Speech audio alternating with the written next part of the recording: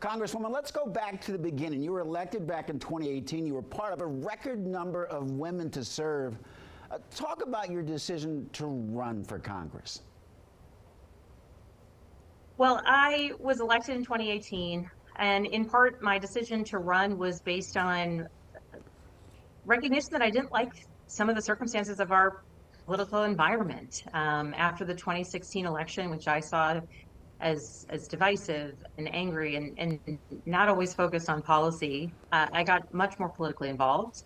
And in 2017, after the House voted to repeal the ACA, potentially stripping pre-existing conditions protections, potentially really upending the healthcare of millions of Americans.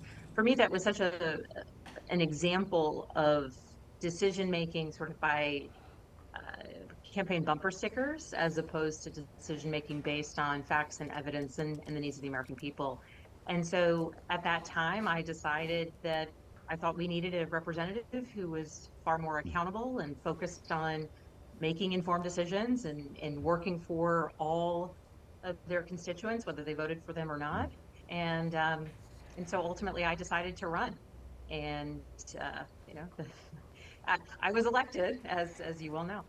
Well, let's talk about, you talk about the importance of working for all constituents. In the last 6 years, you were ranked by Lugar Center's Bipartisan Index as one of the most bipartisan members of Congress. What does that mean to you? Why was that important?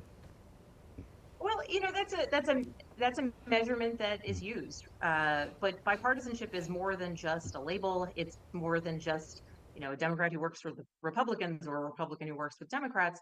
It's really a measure of whether or not you're focused on building broad coalitions. It's whether you're focused on getting things done.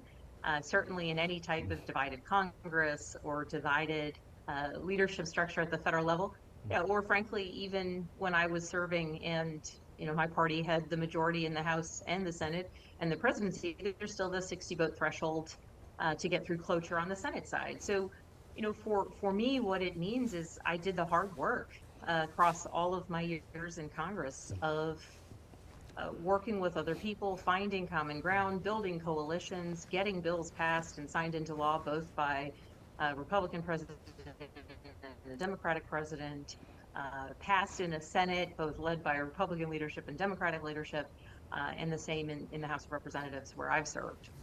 And so I'm you know, proud of that designation because it symbolizes so much and it really speaks to my my approach in politics. Despite your efforts to work across the aisle, as you know, the 118th Congress is considered one of the most unproductive. What are some of the things that you guys were able to get done that you were proud of, especially you trying to work across the aisle?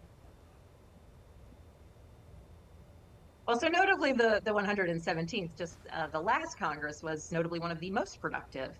So I have really seen it in both circumstances. And I think that level of productivity in terms of bills that actually get signed into law is in fact a function of whether or not, you know, the party in charge is willing to bring bills that will get bipartisan support and garner support kind of across coalitions. In the 118th, which has been you know, by measures of effectiveness, far less productive than I think the American people deserve, I have still been able to move forward and get legislation passed, get legislation to move forward.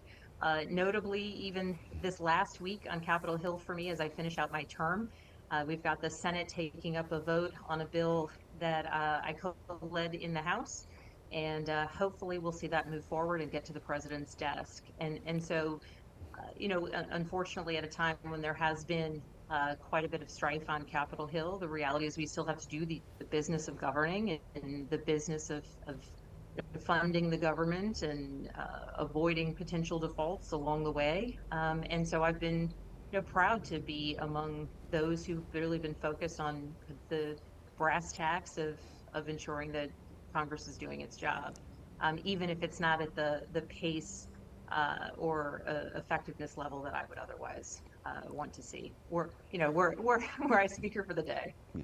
Democrat Eugene Vindman won your seat this past election. What advice have you given him, or what advice would you give him? I have given Eugene Binman plenty of advice, and very kindly, he's at least listened to it. I think he's going to do a great job representing the seventh district. And the advice that I've given him is to work hard and to be himself.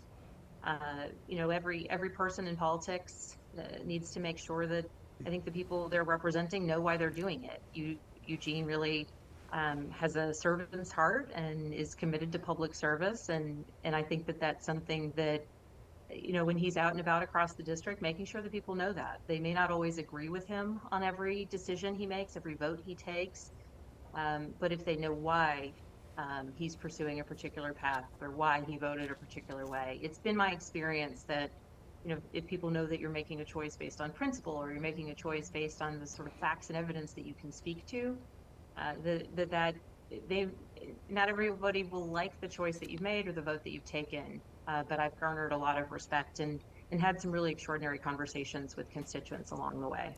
Congresswoman Spanberger, thank you very much for your time and your service. Thank you so much.